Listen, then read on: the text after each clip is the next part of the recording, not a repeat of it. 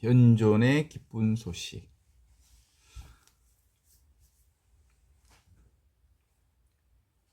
인간은 누구나 행복을 원하지만 삶은 언제나 행복만을 허락하지는 않습니다.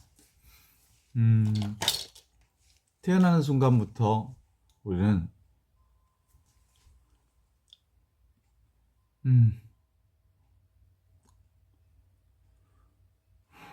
자신이 선택하지 않는 조건들 속에서 살아갑니다.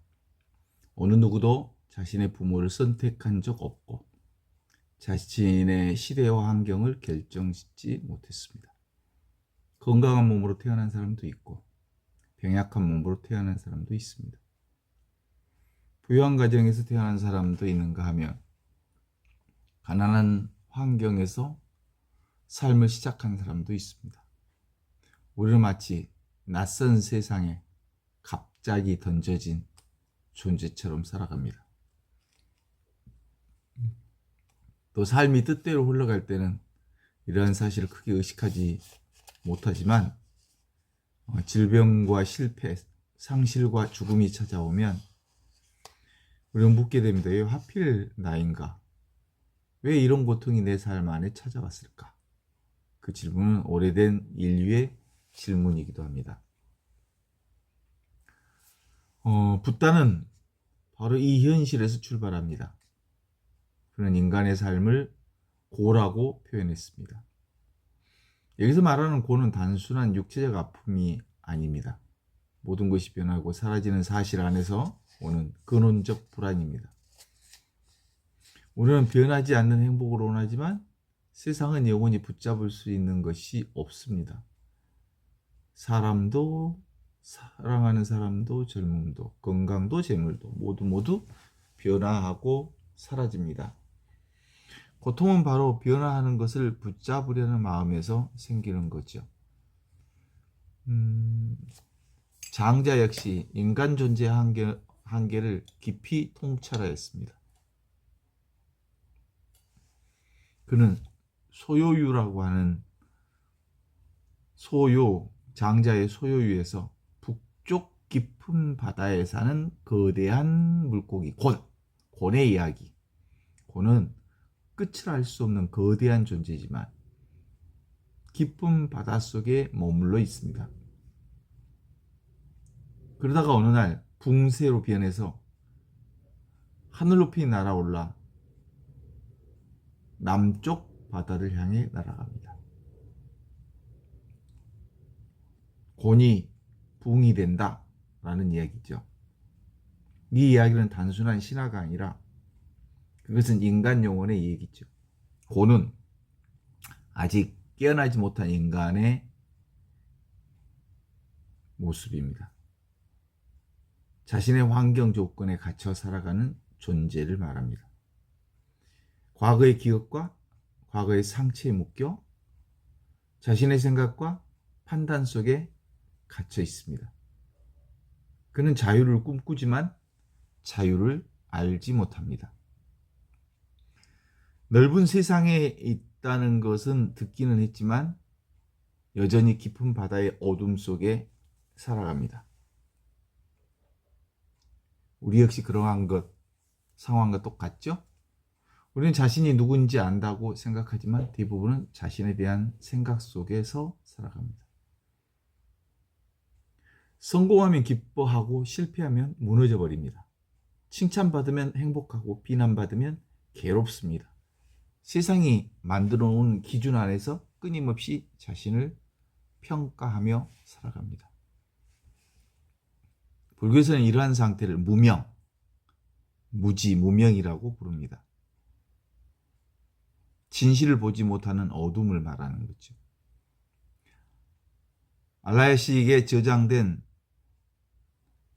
수많은 기억과 습관, 그리고 욕망과 두려움이 우리의 삶을 움직입니다.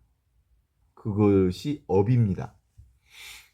그러나 업 자체는 선하거나 악한 것이 아닙니다. 그것은 지금의 나를 형성한 조건일 뿐입니다. 씨앗이 어떤 열매를 맺을 가능성을 품고 있듯이 업 역시 삶의 조건으로 존재합니다. 문제는 업이 아니라 업을 대하는 우리의 태도입니다. 같은 고통을 겪더라도 어떤 사람은 원망 속에 살아가고요. 어떤 사람은 성찰 속에 살아갑니다. 같은 질병을 겪더라도요. 어떤 사람은 절망에 빠져버리고 어떤 사람은 그 안에서 새로운 삶의 의미를 발견합니다. 업의 조건, 업은 조건이지만 업장은 그 조건을 거부하고 원망하는 마음에서 생겨난 업으로부터 생겨난 장애, 그것을 업장이라고 합니다. 그래서 수많은 조건을 바꾸는 일이 아니라 조건을 바라보는 눈에 있습니다. 곤, 바닷속의 어두움, 바닷속에 사는 붕새, 곤이 바로 남녘 하늘로 날아가는 붕새로 변하는 것은 바로 이러한 변화의 상징입니다. 바다가 달라진 것은 아닙니다. 세상이 달라진 것도 아닙니다. 달라진 것은 존재의 의식입니다. 이전에는 자신을 물고기로만 알았지만 이제는 하늘을 나는 존재임을 깨닫습니다. 바닷속 어두운 곳에 사로잡힌 곤이 하늘을 나는 존재, 바닷속 어두움 속에 갇힌 한계, 그게 곤이었는데 이제 가능성으로 보니 이전에 갇혀 있었지만 이제는 온전한 자유를 경험합니다. 곤이 붕이 되다. 붓다는 이것을 반야지혜라고 부릅니다. 무화와 무상, 무상무화를 깨닫는 지혜가 바로 이겁니다. 변하는 모든 것은 변한다. 집착할 영원한 실체 또한 없다. 이 사실을 깨달을 때 인간은 비로소 자유로워집니다. 붙잡을 어떤 것도 없다. 어떤 실체도 없다. 왜냐하면 모든 것이 생멸변화하는 실체가 없는 것이기 때문이다. 그래서 붙잡으려는 마음이 사라지고 밀어내려는 마음도 사라지니 삶은 지금 여기 있는 그대로 지금 이대로 수용되고 받아들여지는 상태를 얘기합니다. 이 지점에서 장자와 붓다의 통찰은 깊은 영성의 자리에서 만납니다. 그리고 그 만남은 그리스도교의 현존 영성으로 이어집니다. 예수님께서 하느님 나라가 이미 너희 가운데 있다고 말씀하셨습니다. 하나님 나라는 먼 미래의 약속이기 전에 지금 여기에서 발견되는 현실입니다. 그러나 우리는 대부분 그것을 보지 못합니다. 생각에 사로잡혀 있기 때문입니다. 과거를 후회하고 미래를 걱정하는 동안 현재는 사라져버립니다. 중생의 눈으로 보면 세상은 고통으로 가득 차 있습니다. 깨닫지 못한 눈으로 보면 세상은 온통 고통입니다. 왜냐하면 모든 것은 변하는데 변하는 것은 실체가 없기 때문에 또한 붙잡으려는 그 어떤 실체도 사실 존재하지 않기 때문에 고통일 수밖에 없습니다. 모든 것은 부족해 보이고 모든 것은 문제점처럼 보입니다. 그러나 하늘의 눈이 열리면 전혀 다른 세계로 보입니다. 고통마저 성장의 길이 되고 실패마저 깨달음의 문이 됩니다. 상실은 더 깊은 사랑을 배우게 하고 질병은 존재의 본질을 바라보게 합니다. 영상 강변을 걷다가 문득 강물의 흐름을 이렇게 바라볼 때 있습니다. 강물은 한순간도 머물지 않지 않습니까? 그게 보입니다. 강물, 똑같은 강물처럼 보이지만 한순간도 같은 강물이 아닙니다. 그러나 바로 그렇기 때문에 살아 있습니다. 바람도 붙잡을 수 없기에 자유롭습니다. 구름도 머물지 않기 때문에 아름답습니다. 삶 역시 마찬가지입니다. 우리가 괴로운 이유, 그 이유는 변하는 것을 붙잡으려 하기 때문입니다.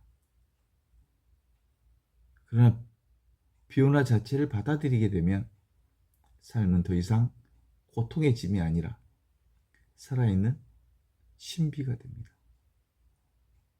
곤, 바닷속 곤이 남녘 하늘을 나는 붕새가 되어 남명을 향해 날아가는 여정은 결국 우리 모두 살아가야 할 여정입니다. 무명에서 깨어남으로, 집착에서 자유로, 두려움에서 신뢰로 나아가는 길입니다. 그리고 그 길의 끝에서 발견하는 것은 전혀 새로운 세상이 아닙니다. 언제나 그 자리에 있었지만 보지 못했던 하느님의 현존을 말합니다. 하늘의 눈이 열릴 때 우리는 비로소 깨닫게 되죠.